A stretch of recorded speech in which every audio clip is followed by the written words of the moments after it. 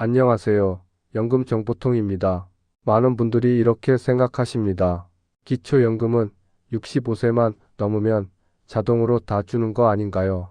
하지만 실제로는 그렇지 않습니다. 어떤 분은 매달 34만 원이 넘는 기초연금을 꾸준히 받는데 어떤 분은 똑같이 65세가 넘었는데도 단 한 푼도 못 받는 경우가 있습니다. 왜 이런 차이가 생길까요? 오늘은 이 부분을 아주 차근차근 풀어드리겠습니다. 이번 영상에서는 최신 기준 기초연금 제도, 기초연금이 끊기거나 탈락되는 정확한 기준, 많은 분들이 모르고 하는 9가지 치명적인 실수, 그리고 다시 기초연금을 받기 위해 할 수 있는 준비 방법까지 모두 정리해 드리겠습니다. 영상 끝까지 함께 해주시면 앞으로 몇 년, 몇 천만 원을 지키는데 큰 도움이 될 수 있습니다. 먼저 2025년 기준 기초연금이 어떻게 바뀌었는지부터 살펴보겠습니다. 2025년 기준 기초연금 최대 금액은 월 34만 2,510원입니다. 작년 최대 금액이 약 33만 4,810원이었으니까 대략 7,700원 정도 인상된 셈입니다. 또 하나 중요한 기준이 있습니다. 바로 선정 기준액입니다. 단독 가구의 경우 월 소득 인정액 228만 원 이하여야 하고 부부 가구의 경우 월 소득 인정액 364만 8천 원 이하여야 기초연금을 받을 수 있습니다. 작년보다 단독 가구 기준이 15만 원 정도 올라서 작년에 아깝게 기준을 넘기셨던 분들도 올해는 다시 신청해 볼 기회가 생겼다고 볼 수 있습니다. 하지만 여기서 꼭 기억해야 할 점이 있습니다. 단 1만 원만 초과해도 탈락될 수 있다는 점입니다. 그래서 오늘 설명드리는 내용이 아주 중요합니다. 많은 분들이 이렇게 말씀하십니다.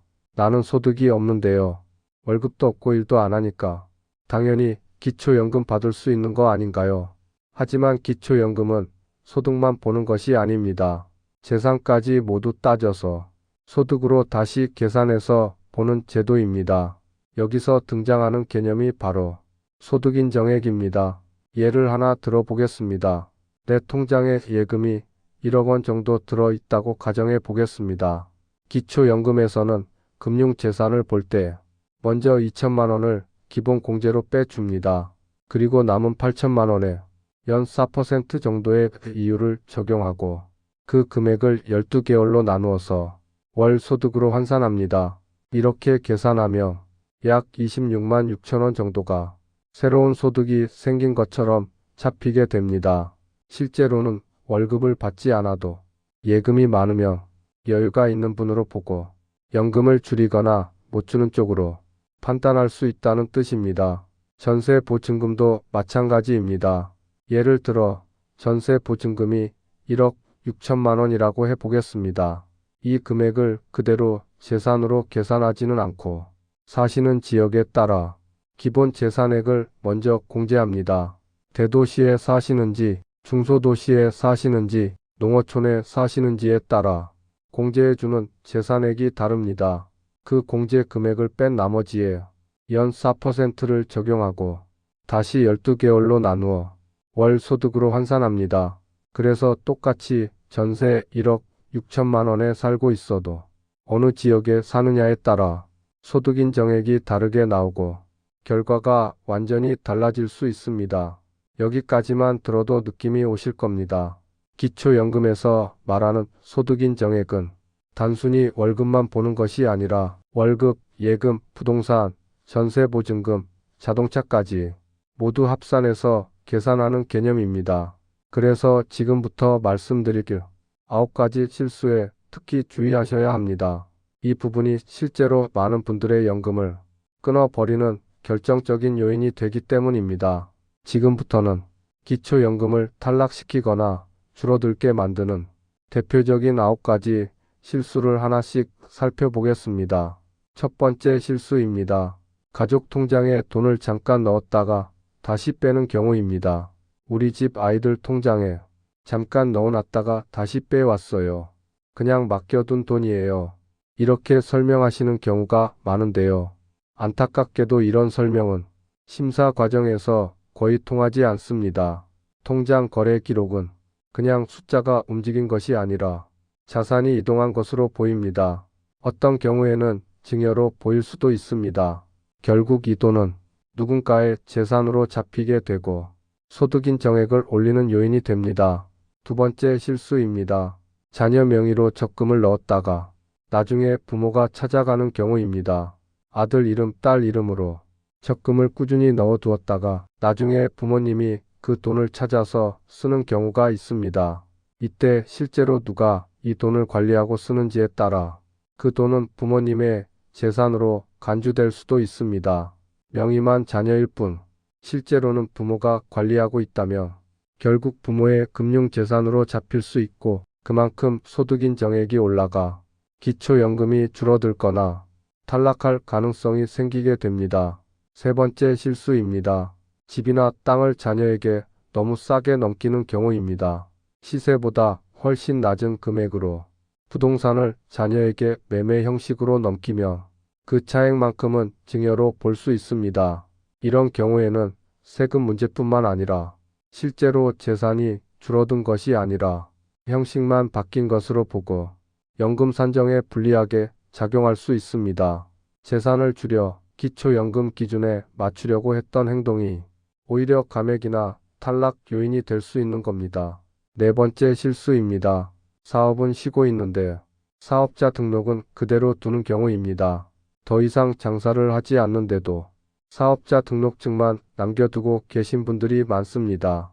하지만 기초연금 심사에서는 사업자 등록이 있다는 것만으로도 소득이 있을 가능성이 있다고 보고 추정 소득을 계산할 수 있습니다.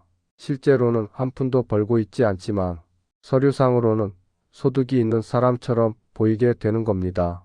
결국 기초연금 선정 기준을 넘겨서 탈락할 위험이 생길 수 있습니다.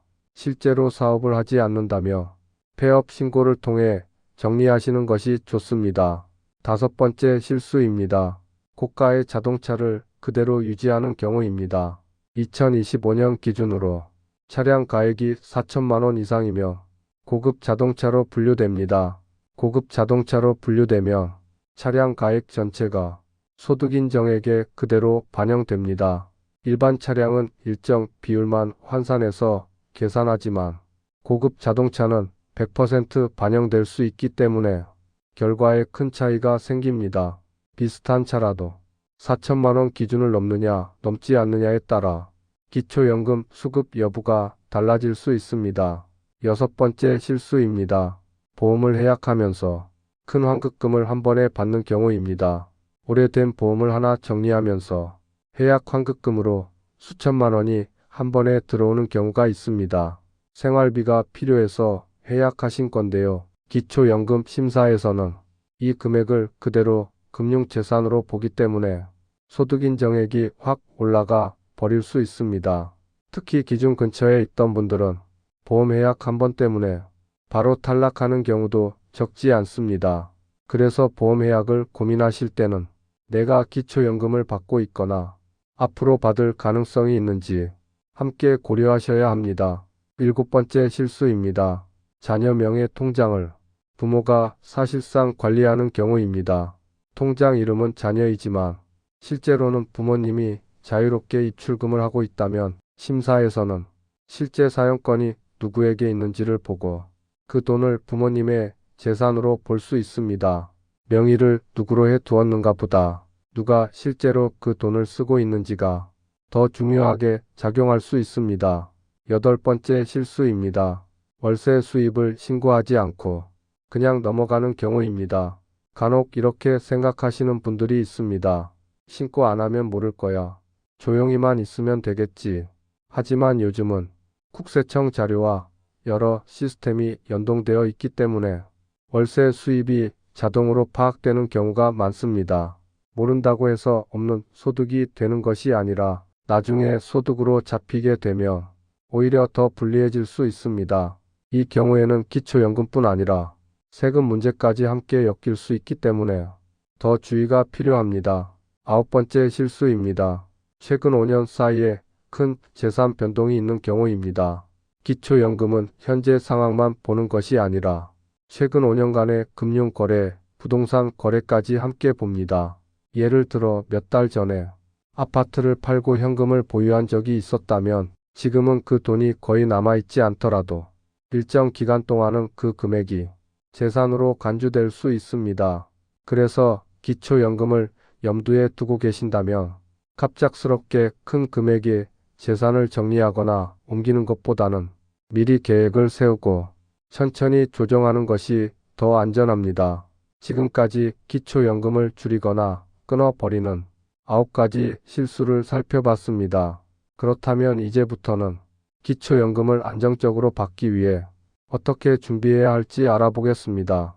지금부터 말씀드릴 5가지 준비만 잘해도 몰라서 손해보는 일은 많이 줄일 수 있습니다. 첫 번째 준비입니다. 개인 기준이 아니라 가구 기준으로 생각하는 습관을 들이는 것입니다. 많은 분들이 이렇게 말씀하십니다. 나는 소득도 없고 집도 없는데 왜 탈락인가요? 하지만 기초연금은 개인 한 사람만 보는 제도가 아니라 가구 단위로 보는 제도입니다. 남편의 월급, 아내의 임대 수입, 같이 사는 배우자의 재산 등이 모두 합쳐져서 가구의 소득 인정액이 계산됩니다. 그래서 내가 어렵다고 해서 반드시 기초연금을 받는 것도 아니고 반대로 내가 조금 여유 있어 보여도 가족 상황에 따라 받을 수 있는 경우도 있습니다. 항상 나 혼자만 따로 떼어놓고 생각하지 마시고 부부 기준, 가구 기준으로 함께 계산해 보시는 것이 중요합니다. 두 번째 준비입니다.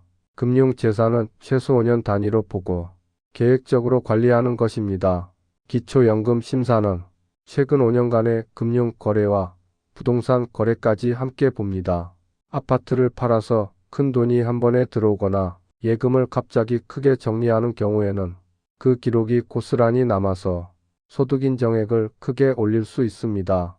그래서 너무 큰 금액을 갑자기 움직이는 것보다는 시간을 두고 천천히 정리하는 전략이 필요합니다. 지금 당장 기초연금 신청을 앞두고 계신다면 최근 몇 년간의 자산 변동부터 한번 정리해 보시는 것을 추천드립니다. 세 번째 준비입니다. 차량은 한 대, 가액은 4천만 원 미만으로 맞추는 것입니다. 2025년 기준으로 차량 가액 4천만 원 이상이며 고급 자동차로 분류되어 재산이 매우 크게 잡힐 수 있습니다. 여러 대를 보유하고 있다며 각 차량 가액이 모두 반영될 수 있기 때문에 기준을 금방 넘겨 버릴 수 있습니다. 가장 안전한 기준은 차량은 한 대만, 그리고 차량 가액은 4천만 원 미만으로 유지하는 것입니다. 네 번째 준비입니다. 실제로 사업을 하지 않는다며 사업자 등록을 반드시 정리하는 것입니다. 사업은 이미 그만두었는데 사업자 등록만 남겨둔 상태라면 심사 과정에서 추정 소득이 잡힐 수 있습니다. 실제 소득은 전혀 없는데 있는 것처럼 계산되는 상황이 벌어질 수 있습니다. 그래서 더 이상 영업을 하지 않으신다며 국세청 홈택스나 세무서를 통해 폐업 신고를 정확히 해 두시는 것이 좋습니다. 다섯 번째 준비입니다. 자녀 명의로 된 자산을 꼭 한번 점검해 보는 것입니다. 자녀 이름으로 된 통장이나 적금, 보험, 기타 금융상품을 부모님이 사실상 관리하고 있다면 기초연금 심사에서는 그 자산을 부모님의 재산으로 볼 수 있습니다. 이때 중요한 것은 명의가 아니라 누가 실제로 그 돈을 쓰고 관리하는가입니다. 그래서 자녀와 함께 명의, 사용처, 입출금 내역을 한번 정리해 보시는 것이 필요합니다. 이제 마지막으로 기초연금을 받기 위해 꼭 기억해야 할 가장 중요한 사실을 말씀드리겠습니다. 기초연금은 나이가 됐다고 해서 자동으로 지급되는 제도가 아닙니다. 신청하지 않으면 무조건 못 받습니다. 조건이 되는 것 같은데도 몇 년 동안 신청을 안 해서 수천만 원을 놓치는 사례가 실제로 많습니다. 또 한 번 탈락했다고 해서 영원히 못 받는 것도 아닙니다. 소득인정액 구조를 조정하고 앞에서 말씀드린 실수들을 바로잡으면 다시 신청해서 기초연금을 받게 되는 경우도 많습니다. 그래서 지금 이 영상을 보시는 분들은 이렇게 정리해 보시면 좋겠습니다. 우리 가구의 소득인정액 구조는 어떤지, 9가지 실수 중에 내가 해당되는 부분은 없는지 필요하다면 주민센터나 국민연금공단 또는 무료 상담 창구를 통해 내 상황을 한번 점검해 보시는 것이 좋습니다. 오늘 내용 간단히 정리하겠습니다. 첫째, 2025년 기준 기초연금은 최대 34만 2,510원까지, 단독 가구는 소득 인정액 228만 원, 부부 가구는 364만 8천 원 이하일 때 수급 대상이 될 수 있습니다. 둘째, 기초연금은 월급만 보는 것이 아니라 예금, 전세 보증금, 부동산, 자동차까지 모두 합산해서 소득 인정액을 계산하는 제도입니다. 셋째, 가족 통장 입출금, 자녀 명의 통장, 보험회약, 고급 자동차, 사업자 등록, 최근 5년간 재산 변동 등 9가지 실수에 걸리면 연금이 줄어들거나 끊길 수 있습니다. 넷째, 가구 기준으로 상황을 보시고 금융, 재산과 부동산을 5년 단위로 계획적으로 관리하시고 차량과 사업자 등록, 자녀 명의 자산 등을 꼼꼼히 점검하시는 것이 중요합니다.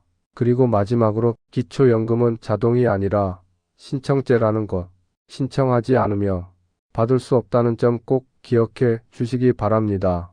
연금정보통은 여러분이 꼭 받아야 할 노후 혜택을 놓치지 않도록 돕는 채널입니다. 오늘 내용이 도움이 되셨다면 구독과 좋아요, 알림 설정까지 부탁드립니다. 다음 영상에서는 기초연금 외에도 주택연금, 농지연금, 노인 일자리, 그리고 기초생활수급 제도까지 내 상황에 따라 어떤 제도를 함께 활용하면 좋은지 비교해서 정리해 드리겠습니다. 지금까지 연금정보통이었습니다. 시청해 주셔서 감사합니다.